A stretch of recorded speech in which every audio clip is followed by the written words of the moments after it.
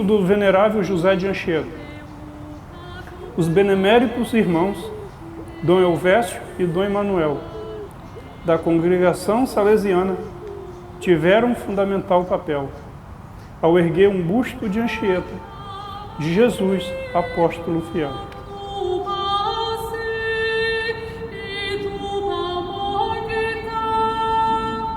Nós estamos no adro do Santuário Nacional de São José de Anchieta.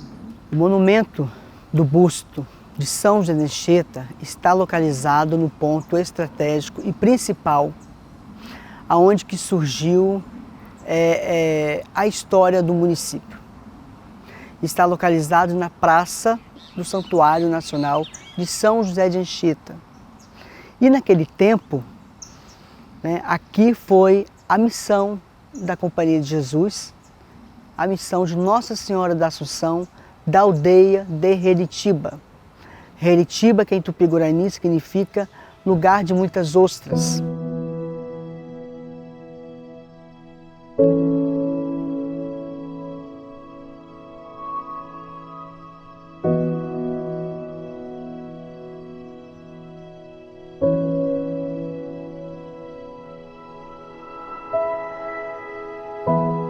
E foi aqui que é onde que ele desenvolveu os seus trabalhos da catequese, no alto, e entre outras funções que aqui ele executou. Então, para fazer memória a esse grande servo de Deus, para fazer memória a esse grande personagem da nossa história do Brasil, em 1921, junto com a ajuda de um padre vigário na época, o padre João Aguiar, ele foi então, organizou um movimento para angariar fundos para essa edificação do monumento.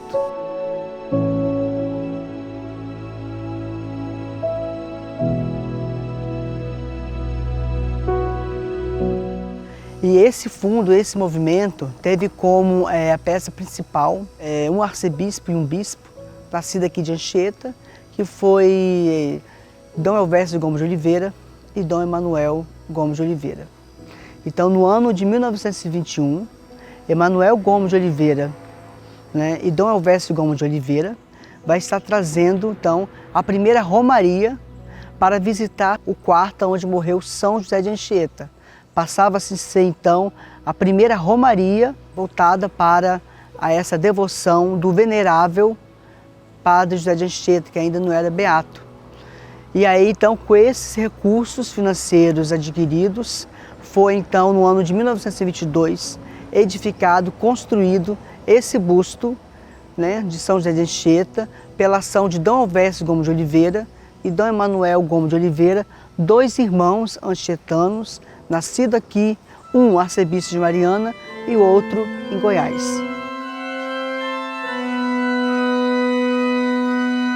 Brando aos céus a virtude de homem, ao trono do Verbo encarnado. Este monumento, erguido aqui na praça em 1922, vai existir 3 placas laterais. Uma que faz essa menção de Anchieta como grande catequista, a outra Anchieta, o grande poeta, da Virgem Maria, e os brasões da Companhia de Jesus e do Vaticano, e o ano de 1597, que foi o ano que ele morreu aqui, na aldeia de Heritiba, atual cidade de Anchieta, e o ano de 1922, que foi a edificação deste monumento. Traçando essas duas datas, 1597 a 1922, comemorava-se então 325 anos da morte do venerável Padre José de Anchieta, naquele tempo, e hoje São José de Anchieta.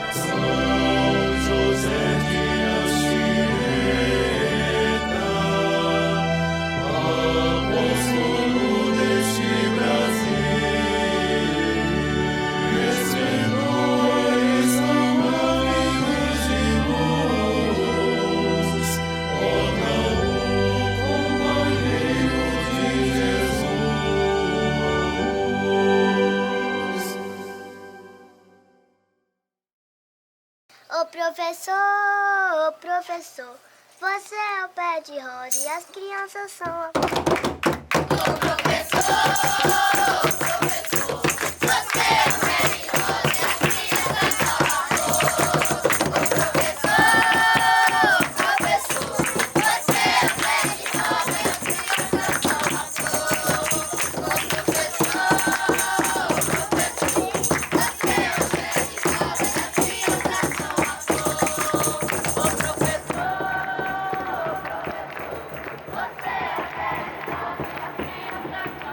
O projeto Tambores na Aprendizagem está inserido dentro do projeto político-pedagógico da Escola São Mateus há 12 anos.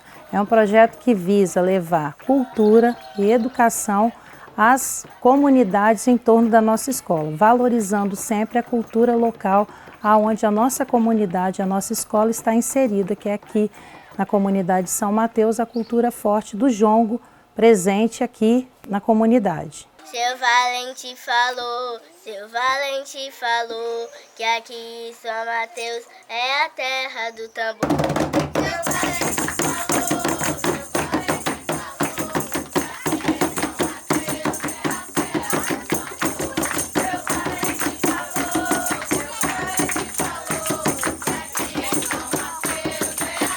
Durante esse período que o projeto está inserido no ambiente escolar, ele pôde contar e conta até os dias de hoje com o apoio fundamental da família.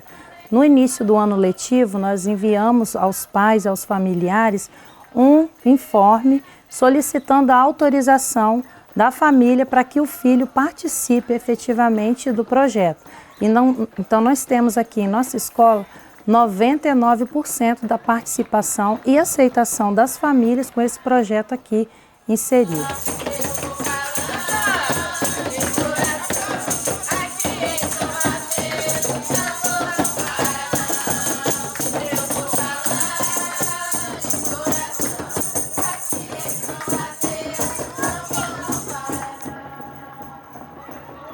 A escola de São Mateus é cheia, da graça de Deus é cheia, A escola de São Mateus é cheia, da graça de Deus é cheia, A escola de São Mateus é cheia, da graça de Deus é cheia. Como a nossa comunidade já tinha essa cultura, a história conta, né? Que ela já tem mais de 150 anos de existência, os pedagogos da época, junto com a secretária de Educação, nos deu essa ideia de nós, professores da escola, nesse mesmo ano de 2011, estávamos levando para dentro da escola essa dança, que é a dança do jongo. Então a dança já era conhecida por todos, né? Todo mundo já praticava, os adultos da comunidade. Então a gente resolveu inserir dentro da escola para que também as crianças pudessem conhecer e praticar a cultura do jongo. A questão da comunidade tem a questão religiosa. E na escola a gente não joga muito pela questão religiosa, até porque, né? Cada criança tem a sua denominação religiosa, a gente não quer interferir nisso. Então, dentro da escola, o nosso trabalho é levar a cultura e trabalhar os conteúdos escolares.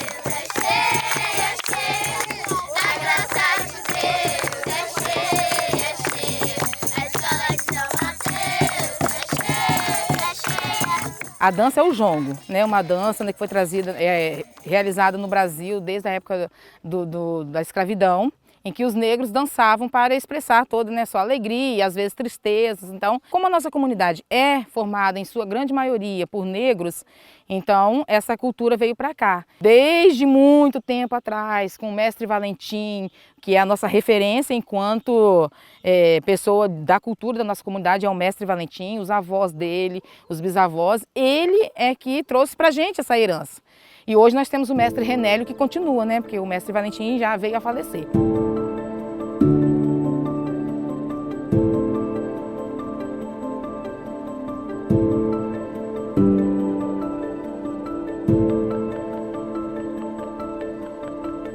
O mestre Valentim é uma figura, né, muito representativa na nossa comunidade, de muita importância, né? Digamos que ele é uma das gerações que criou essa cultura toda da nossa comunidade e aqui a gente tem muito respeito, né? Ele conquistou o respeito de toda a comunidade através das suas ações, né, para fortalecer a cultura, né, local e ele sempre nunca mediu esforço para buscar criar oportunidades para que a cultura alavancasse ou evoluísse. Mestre Valentim conquistou muitos prêmios nas esferas municipal, estadual e federal. É tio Valentim, né? É meu tio. Ele era casado com a irmã do meu avô, Nali, e vem a ser meu tio. Então tinha muito respeito por ele.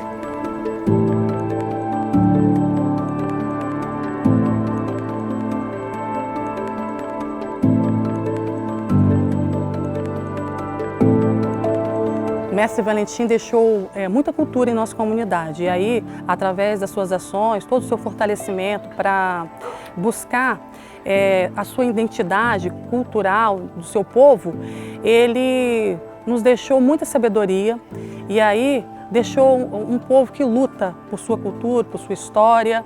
E ele, como ele não tinha filho, né, seu sucessor foi o mestre Renéio. Seu mestre Renéio, até hoje, ele toma conta, vamos dizer assim, do grupo de jongo da comunidade de São Mateus.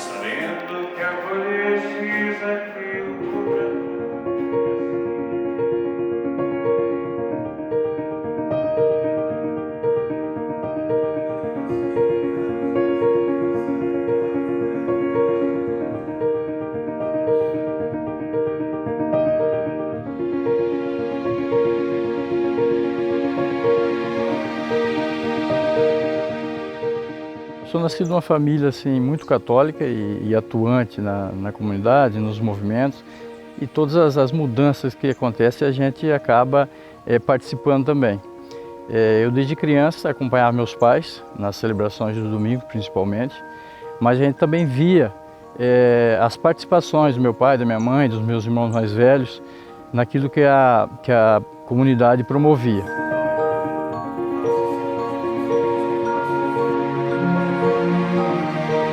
Na adolescência, eu já via os movimentos que os mais adultos, os mais velhos faziam. Uma delas, a construção da nossa igreja, que é a nossa atual, por volta dos anos de 83, 84, tendo necessidade pela igreja ser muito antiga e não comportar mais a comunidade. Então, assim, aquelas pessoas tomaram a coragem de fazer uma igreja nova. Das coisas que aconteciam eram por mutirão. A gente só contratava mesmo aquilo que não tinha na comunidade, como o telhado, a parte de ferragem, mas toda a construção, desde da fundação até o acabamento, foi, grande maioria, por mutirões.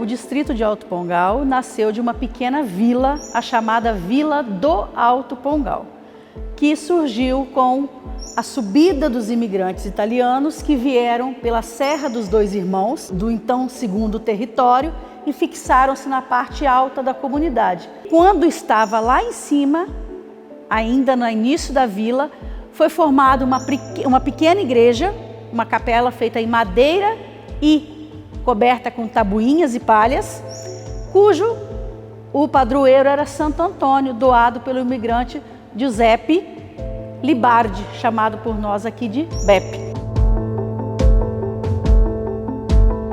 Em 1880 foi construída a primeira igreja aqui nesse local aqui.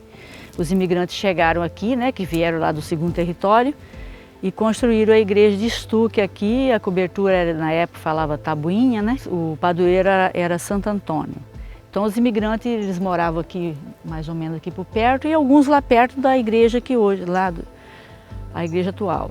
Ele subia o morro e vinha aqui todo domingo, 10h30 da manhã, tinha celebração aqui. Depois, com a chegada de mais imigrantes, que já foram comprando terreno jamais aonde é o centro hoje, então eles acharam melhor construir a igreja lá. Então lá ficou o Santo Antônio como padroeiro.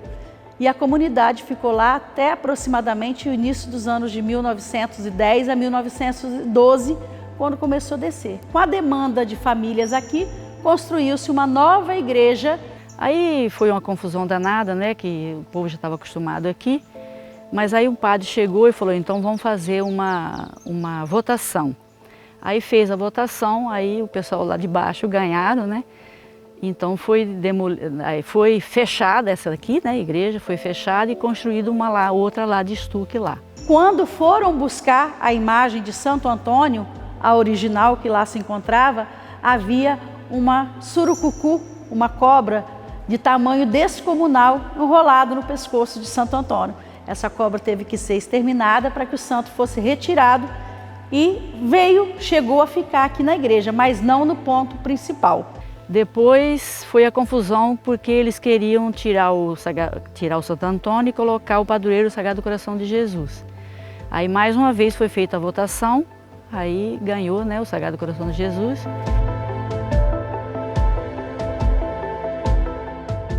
A edificação não era essa daqui, né? Ela guardava muito das edificações já construídas por italianos em outras comunidades. Tinham uns peões na ponta, a canônica ao lado, uma torre de madeira com o sino.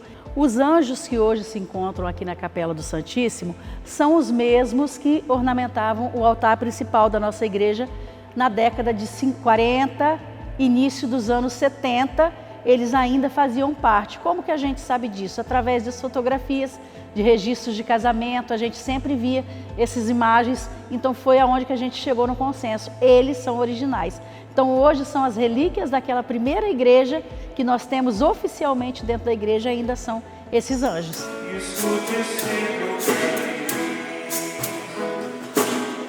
Sois tão belo, mais belo que os filhos do homem. Em 1981, aí foi decidido demolir essa igreja para construir a atual. Aí também teve assim umas certas rivalidades, mas depois o padre, né, entrou em acordo com o povo, porque eles tinham muito amor àquela igreja, o modelo antigo, né? Mas aí também depois, né, entraram em acordo e foi construída essa nova igreja.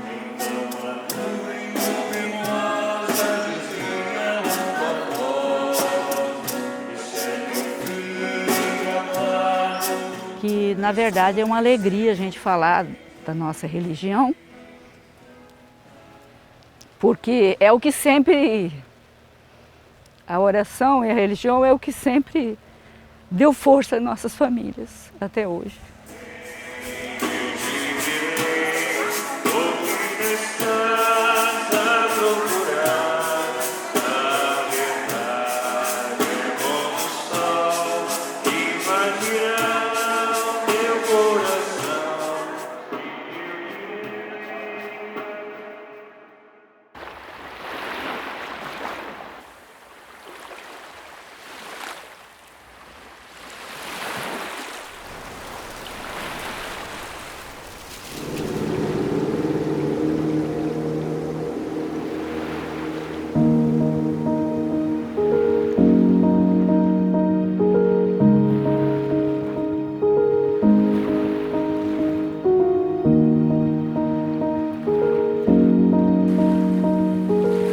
Eu sou Marli Mãibá, eu vou falar um pouco sobre o personagem que eu criei aqui na comunidade, que é a Piritima.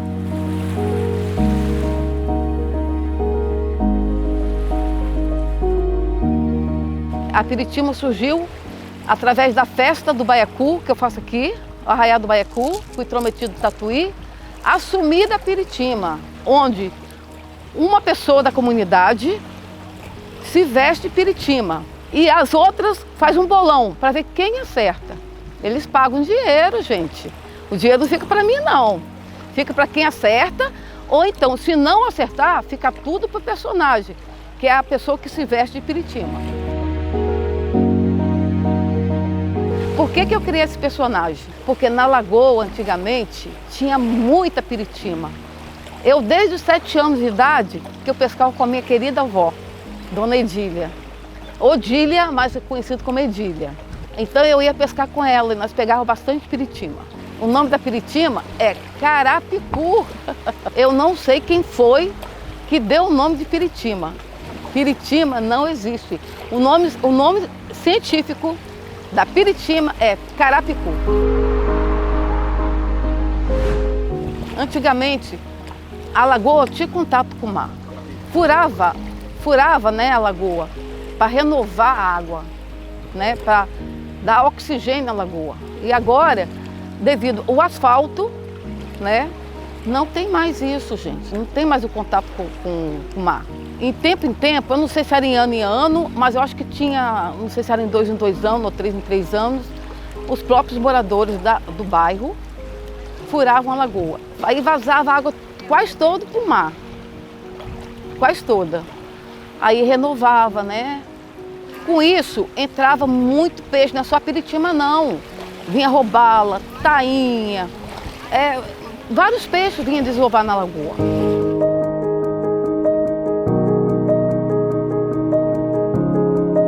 A comunidade de Moimbá, ela começa a ser escrita a partir do século XVIII, quando os índios começam a reivindicar seus direitos à terra. Então, conta, segundo a lenda oral, existia na comunidade de Ubu, uma comunidade vizinha, uma índia chamada Bá, uma jovem índia, muito simpática, muito querida por todos os habitantes daquela aldeia. E ela tinha uma fama na aldeia de ser curandeira. Então, assim, todo mundo recorria a essa jovem índia para buscar um tratamento medicinal. E esse tratamento era... De onde que ela extraía esse tratamento? Essas ervas das margens da Lagoa de Moimbá.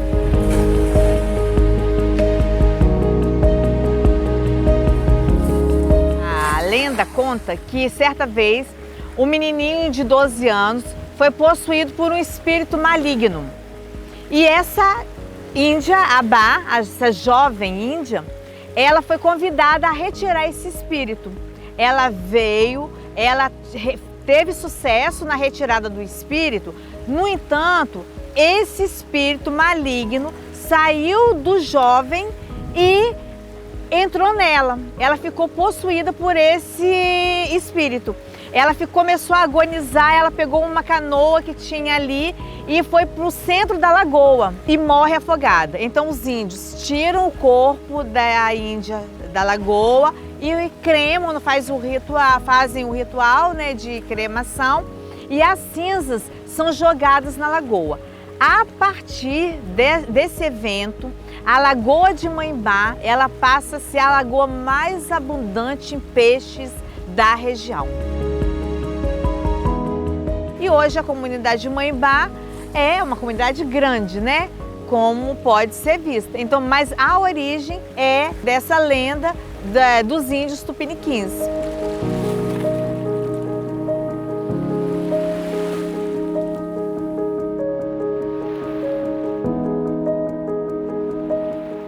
O objetivo da Casa do Artesão hoje é resgatar a memória do nosso artesanato, que é um artesanato bem antigo. Desde a época dos meus pais já era usado a taboa para fazer esteiras. E há 20 anos atrás nós começamos a desenvolver um trabalho feito com bolsas, suplás, carteiras. A fibra de taboa, ela contém uma substância que, de certa forma, ela é prejudicial à pesca. Então, com a retirada dessa taboa para fazer os nossos artesanatos, de uma certa forma, é sustentável e bom. Então, hoje, a juventude, as pessoas mais jovens da comunidade nem sabem que nós temos uma planta com tanta riqueza. E a gente está querendo trazer esse resgate de volta. Nós já trouxemos, porque no nosso espaço nós temos peças feitas com a fibra de taboa.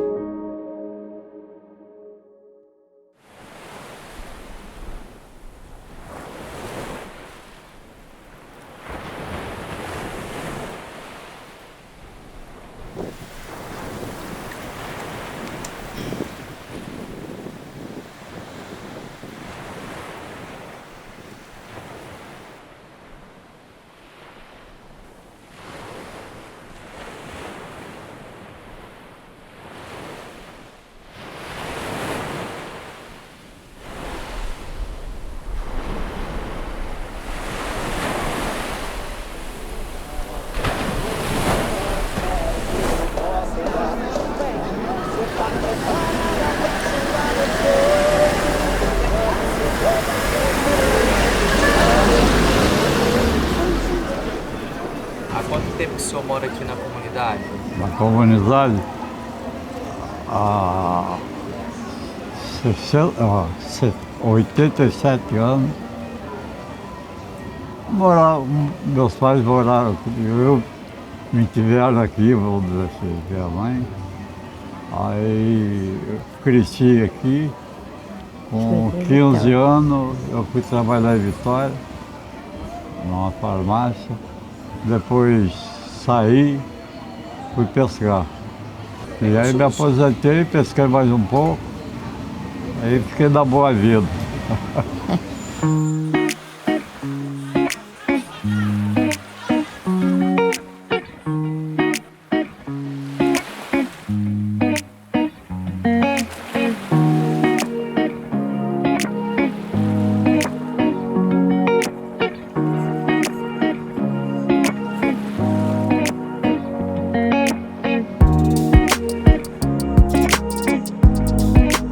Olha, eu estou totalmente bem diferente. Porque, vamos dizer assim, aquele tempo era casa de palha, casa de barro, já estava entulho, né? Então, a pesca era muito abundante aqui, peixe tinha muito. Mas não corria dinheiro, né? O dinheiro toda a vida naquela época era difícil. Aí tudo era bom, mas menos o dinheiro é que era difícil. Aí ele e o pai ia vender o peixe, apanhava da rede, ia vender o peixe no interior. O peixe aqui era salgado. Era salgado.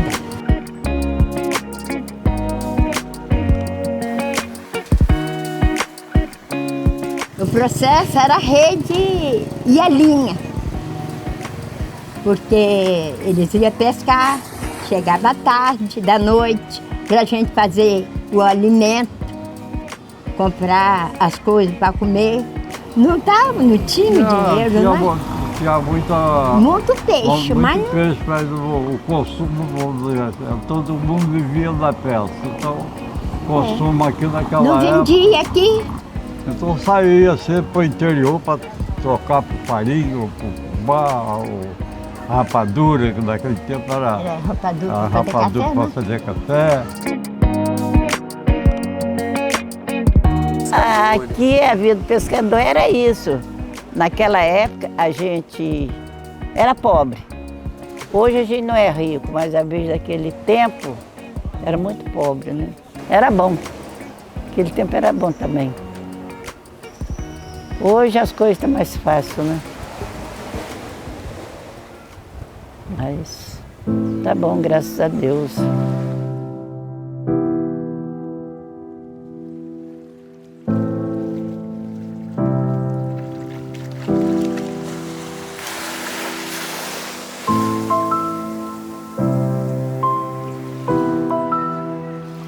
O próprio Padre José de Anchieta fala e dá o nome das localidades que eram habitadas no litoral a sul de Guarapari. Então aparece-nos Ubu, aparece Paraty, aparece Reritiba e depois outras localidades ainda mais para sul. Eram índios tupiniquins que viviam das suas plantações de roça, sobretudo da mandioca para fazer a farinha, e uma componente muito forte que era a pesca.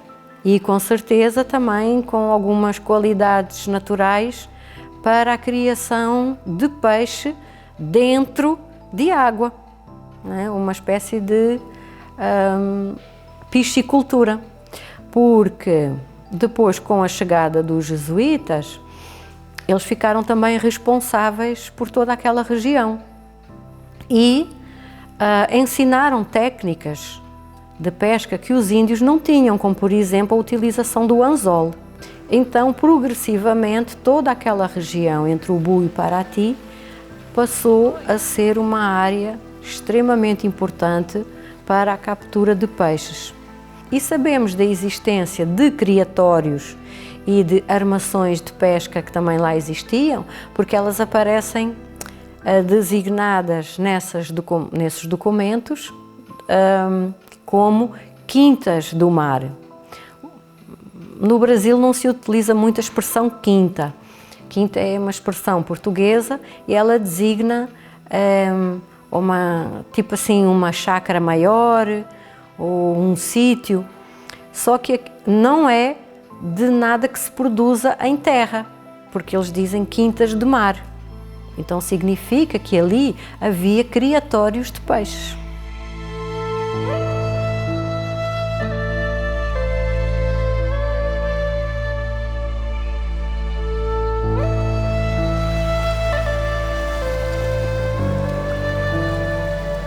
O ubu aparece designado poucas vezes, mas na segunda metade do século XVII, ou seja, a partir de 1650, já começa a aparecer a designação ubu, embora a designação Paraty seja mais comum. Dá a sensação que às vezes, dependendo de quem escreve, se não for alguém da região, possa até confundir e chamar tudo com o mesmo nome.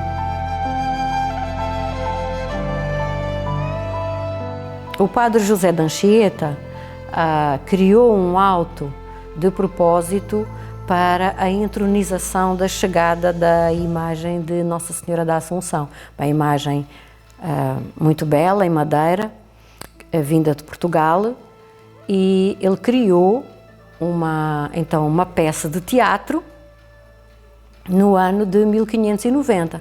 Cada índio faz uma oferenda e vai oferecer aquilo que de melhor a sua comunidade tem.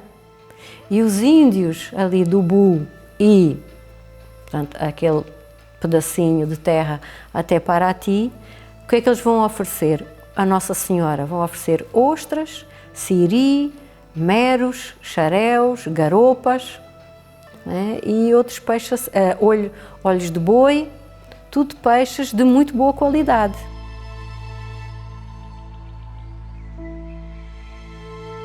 Aba-Ubu já vem mais da lenda, não é?